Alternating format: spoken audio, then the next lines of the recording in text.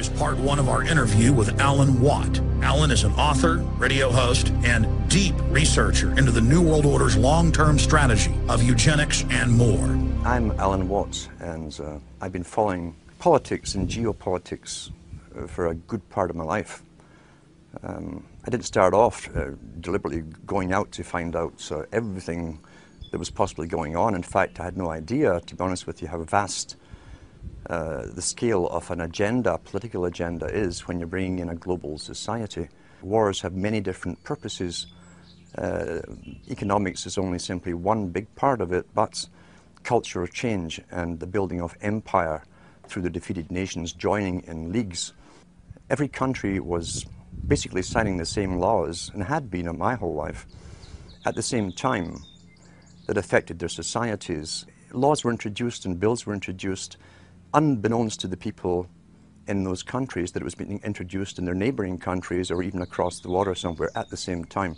I realized there was already a governmental control, obviously, that coordinated all of this, and it led me into the United Nations. For every single department of government you have on a federal, local, county, state, provincial level, the United Nations had an equivalent department to deal with everything.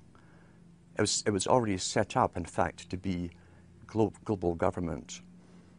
H.G. Wells said at the League of Nations, which was the embryo for the United Nations, he said, this is the nucleus of the world governments, when eventually all laws will come from there, be passed and signed into law by treaty of all the member countries. Eventually, we won't even have to go through the farce, and that's what it is, of voting in parties or candidates, because in the latter part of the 20th century and now into the 21st century, we're being trained, rather obviously, to simply accept rule by experts, rule by scientists, rule by professionals, and that's what they mean when they call governance. That's the term used. How do you get a domesticated herd to move from a field, a system in which it's been grazing for 20, 50 years, this kind of system, to this field over here, this new field? Because we have reluctance to change. We like familiarity, we like routine, you see. You do it by various techniques, one of which is revolution. Most revolutions are bloodless. You have cultural revolutions, sexual revolutions. Along with that comes the music revolutions, etc. These literally are designed to alter and direct culture, knowing what kind of culture they'll have at the very end of it too. They know exactly what kind of culture they want to come out of it. You also can do it through crisis creation. Crisis after crisis has been hit on the people of the world since 9/11 happened. And we must understand that the techniques that are used abroad are also used at home in warfare. And we heard the term shock and awe. Shock and awe on the hard force level, as they call it, is bombs, all kinds of acoustic equipment to nullify enemies, scare the hell out of them through voice to skull and so on, which was used in Gulf War I, and it's all over the British media. But you can also use shock and awe on your domestic people again. You do it by crisis after crisis until the public are so terrified. See, the average person has a sort of confidence that they build up where they think, I can manage most things that come my way. Whatever little crisis in my life, what happens to other people, I can deal with. When all those around you are getting scared at the same time as you because they're losing their jobs, they've been threatened with pandemics, terrorists everywhere, terrifying people to even get on subways, and so on. And all those around you, as I say, are also in the same boats. You tend to be more easily directed by the powers that be that come out and speak with authority and confidence over you. That's why they give you a guy like Obama, who's trained in oratory.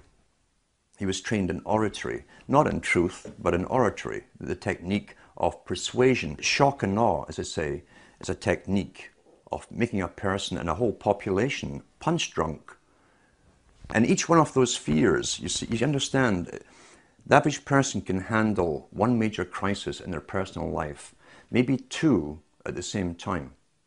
It's understood in psychology and many, many studies that if you have maybe 3 to 4 crises hitting you personally in your life at the same time, you will literally go into an incredible depression, a reactive depression. You can't cope. That's understood. Apply that technique on a whole population. The thing is, there's not one of these crises that we're being told about that you personally can do anything about. What can you do about terrorism if it really exists all over the place? It's out of your hands, you're helpless. What can you do about a coming pandemic? It's out of your hands, you're helpless. What can you do about a nuke getting set off in New York Harbor or wherever? You can't, you're helpless. The message you're getting is that you're utterly helpless to defend, help, or save yourself. That is complete shock and awe tactic that's been used not only in the US and Canada, but across the world. Same strategy, because we're already global with the global society running us all.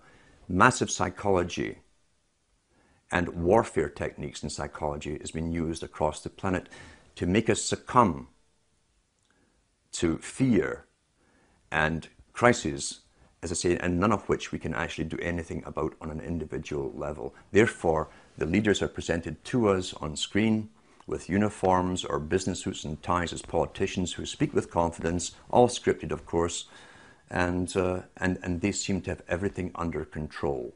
You're now basically a fearful slave looking up to the powerful master to defend and protect you. That's the simple technique of it. I've been speaking about the Rockefeller Foundation.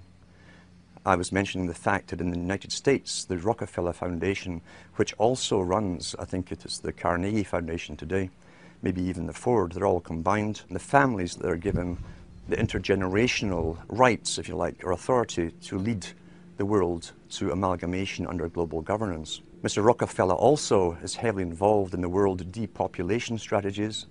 He funds abortion clinics across the planet. He also funds hundreds of other front foundations that you would think were independent from his, but they're actually front foundations. He funds them all through his money.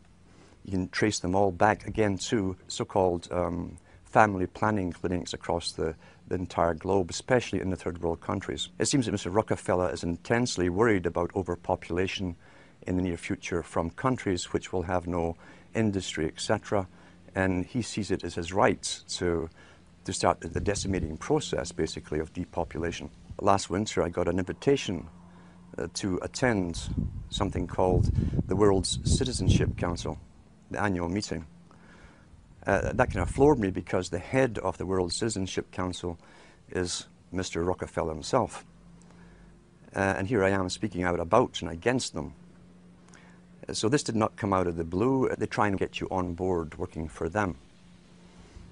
What was also more startling was they always give members maybe 15 minutes or 20 minutes to speak, and I was offered that to speak on stage to this world meeting. The world's citizenship idea is part of the old idea of Cecil Rhodes, up into Lord Milner, to the Royal Institute for International Affairs and the Council on Foreign Relations. Mr. Rockefeller is up on Google in some of his conferences giving out World Citizenship Awards to very famous people.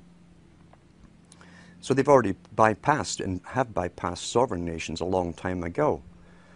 What other benefits you get from being a world citizen, I'm not certain at all. But I was allowed, he said I'd be allowed to speak at this conference. He did not say what to speak about, or didn't say anything about what not to speak about.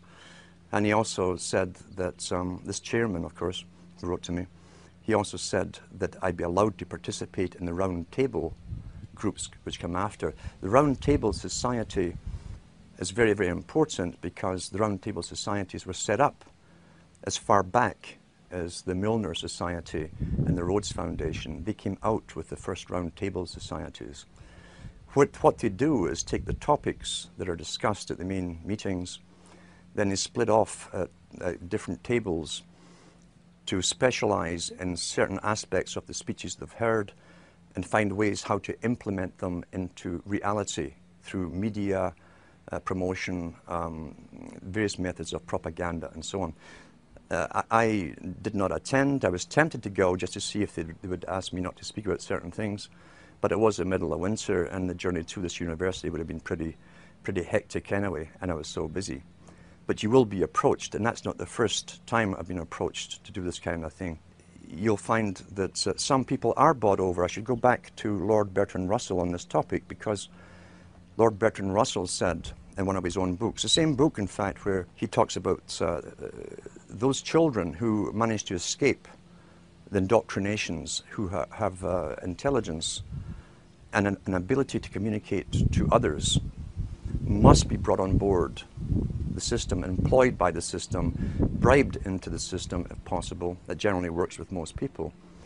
He said, otherwise we shall have to eliminate them, because they did not want people around who understood an agenda that the general public are unaware of. Didn't want these people with the ability to communicate information, documented information, in a fashion that people understand out in the community where they could spread this word. That ties in with Mao Zedong, who said he was not afraid of armies. His worst fear was someone with a good idea, a great idea, a unique idea, and the ability to communicate it. So that is how they treat basically people with information. First comes invitation to join them. Many people do. As I say, Bertrand Russell backed that up by saying if they can't be brought on board, they must be literally eliminated from the public arena. That's how seriously they take this agenda at the top. They don't mess it around. The reason I think they don't simply come out and kill you straightforward is they don't have to do a messy job. There's many ways of killing you, especially in this day and age. But I think, to be honest, they're so arrogant right now at this moment. They're not too worried about the mass of the general population who are indoctrinated and updated with their indoctrination daily from television, as one example. About 100 years ago, this big organization with many branches, they wanted to rule the world basically using Britain as a nucleus of a system, an embryo, which also was going to be joined with the US under the Anglo-American establishment, wrote about the kind of culture and the changes of culture over a 100-year period that they would actually design. We're all tribal to an extent. That's why we even bother to vote for a tribal leader. This is well understood. That's why we're supplied with these leaders. And because the average man was to become more disengaged from his own destiny as the expert class arose, it was decided that the males would get their outlet, basically, gradually becoming helpless as males, through sports. Therefore, they'd have a tribal team they could identify with. They could cheer them on as though they were winning. In their own personal lives, they were getting nowhere. They were getting disenfranchised, in a sense, as experts took over decision-making for them in all kinds of fields. So this was psychology at use, planned before they even implemented the sports. When radio came along, of course, they used that to the maximum.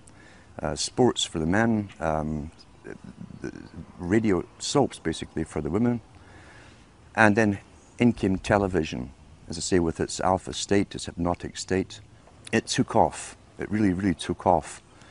And men became glued to the sports shows. The big think tanks, and we've had think tanks to do with always planning the future and how they would create societies and even different cultures within 100 years, say, from this type of society to that society to the next society, how they'd implement it, again always through the youth culture, which is easy to do if you have universal education. You can always mandate the same system, same culture to be taught to the youth. However, as I say, since the 1960s, once television really, really took off, sports used to only come out on Saturdays, and over a 10-year period, it gradually came on every night of the week. Until today, we have even sports channels, sports. And you see guys who are sitting home, who are basically powerless at work. They have bosses. They're powerless on the roads. There's police and traffic wardens and cops watching them. They have no means to feel strong. And so they tend to watch sports as a substitute. They project themselves into a game which they never participate in.